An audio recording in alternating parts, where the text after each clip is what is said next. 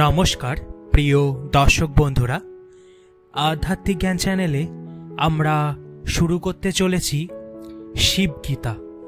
এই পর্বে আমরা শিবগীতার 16টি অধ্যায় একের পর এক আপলোড করব এবং প্রতিটি অধ্যায়ে আমরা বাংলা অনুবাদ খুব স্পষ্টভাবে আপনাদের সামনে তুলে ধরব। চলুন আজকে শুরু করি শিবগীতার প্রথম অধ্যায়। ওং তৎপুরুষায় বিদ্মহে মহাদেবায় ধীমহি তন্নো রুদ্রা প্রচোদয়াৎ। নরোত্তম নারায়ণ ও দেবী সরস্বতীকে নমস্কার করত জয়োচ্চরণ করিবেন।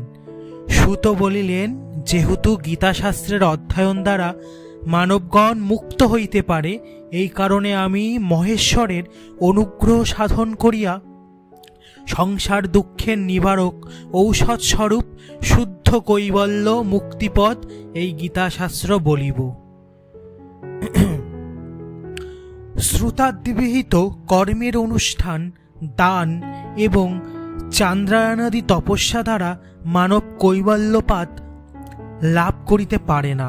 উহা লাভ করিবার পক্ষে একমাত্র জ্ঞানই সহায়। পূর্বকালে পার্বতীবল্লভ দণ্ডাকারণ্যবাসী রামকে যে শিবগীতা নামক শাস্ত্রের উপদেশ করিয়াছেন, তাহা অতীব গোপনীয়, যাহা স্মরণ মাত্রই মানবগণ নির্বাণ মুক্তির অধিকারী হইতে পারে। সেই শিবগীতা পূর্বকালে কার্তিকেয় সনত কুমারের নিকট উপদেশ করিয়াছিলেন। হে মুনি শ্রেষ্ঠগণ, অনন্তর সনত কুমার ব্যাসদেবের নিকট বলিয়াছিলেন এবং বাদরায়ণ অতিশয় দয়াবান হইয়া আমাকে প্রদান করিয়াছেন। বাদরায়ণ আমাকে এই গীতা প্রদান করিয়া বলিলেন, হে সুতপুত্র, তুমি এই গীতাশাস্ত্র কোনো অনধিকারিকারীকে কখনোই বলিও না। আমার বাক্যের অন্যথা আচরণ করিলে ইন্দ্রাদি দেবগণ রুষ্ট হইবেন এবং শাপ প্রদান করিবেন। অনন্তর আমি ভগবান ব্যাসদেবকে জিজ্ঞাসা করিলাম, ভগবান, দেবগণ কি নিমিত্ত রুষ্ট হইয়া শাপ প্রদান করিবেন? তাহাদের এই বিষয়ে কি হানি আছে যে কারণে তাহারা ক্রুদ্ধ হইবেন? অতঃপর পরাশর নন্দন আমাকে বলিলেন, হে বৎস, তুমি যাহা প্রশ্ন করিলে তাহার প্রত্যুত্তর এইবার শ্রবণ করো। যে সকল গৃহস্থশ্রমী ব্রাহ্মণ নিত্য অগ্নিহোত্র যজ্ঞ করেন, তাহারাই দেবগণের সর্বফলপ্রদ কামধেনু স্বরূপ। ভক্ষ ভোজ্য পেয় যাহা কিছু ইষ্ট, তৎসমস্তই অগ্নিতে প্রক্ষিপ্ত হব্যির দ্বারা দেবগণ স্বর্গবাসী থাকিয়াই লাভ করেন। এতব্যতীত দেবগণের ইষ্ট সিদ্ধিকর আর কিছুই নাই। গৃহস্থের যে প্রকার দুগ্ধদহন শিলাধেনু অন্ন কর্তৃক অপহৃত হইলে দুঃখ সমুপস্থিত হয়, সেই প্রকার ব্রাহ্মণগণ জ্ঞান সম্পন্ন হইলে দেবতার দুঃখ হইয়া থাকে, অর্থাৎ যজ্ঞ কার্যের অভাবে দেবগণের ইষ্ট সিদ্ধির ব্যাঘাত ঘটে। পূর্বোক্ত কারণে দেবগণ শ্রীপুত্রাদি বিষয়ক মমতাকৃষ্ট চিত্ত করিয়া মানবগণের জ্ঞানোৎপত্তি বিষয়ে বিঘ্ন আচরণ করেন। সেহেতু কোনো ব্যক্তিরই শিব বিষয়ে ভক্তি হইতে পারে না। এই নিমিত্তই পুরাণ শ্রবণরহিত ব্যক্তির শূল পানির প্রতি ভক্তি হয় না। যদি কাহার যৎকিঞ্চিত রূপে সমুৎপন্ন হয়, তাহাও মধ্যে অর্থাৎ জ্ঞানোৎপত্তির পূর্বেই নষ্ট হইয়া যায়। যদি কাহারও শিবজ্ঞান হয়, তাহাও বিশ্বাস হয় না, উহা অপ্রমাণ বলিয়া উপেক্ষা করে। ঋষিগণ বলিলেন, যদি দেবগণ শরীরী সম্বন্ধে এই প্রকার বিঘ্ন আচরণ করেন, তবে মুক্তি সাধন বিষয়ে কাহার সামর্থ্য হইবে? হে সুতপুত্র, আপনি সত্য করিয়া বলুন, এই বিঘ্ন নিবারণের কোনো উপায় আছে কিনা? সুত বলিলেন, কোটি জন্মাঞ্জিত পূর্ণ বলে মানব শিবভক্তি সম্পন্ন হইতে পারে এবং তৎকালে কামনা পরিত্যাগপূর্বক শিবার্পণ বুদ্ধি সম্পন্ন হইয়া যথাবিধি ইষ্টপূর্বাক্তি কার্যের অনুষ্ঠান করিয়া থাকে। এই প্রকারে ক্রিয়ার অনুষ্ঠান করিলে শিবের অনুগ্রহবশত মানব সুদৃঢ় হয়। অনন্তর সুরেন্দ্রগণ ভীত হইয়া বিঘ্নাচরণ পরিত্যাগ করত পলায়ন করেন।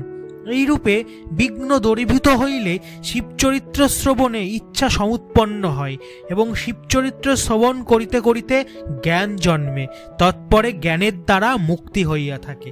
এই বিষয়ে অধিকার কি বলিব?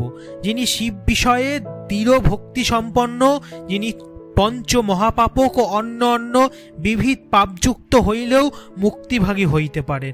অতএব শিব ভক্তি সম্পন্ন হইয়া অতি বিমূঢ় বুদ্ধি ব্যক্তিও সংসার বন্ধন হইতে বিমুক্ত হয়েন।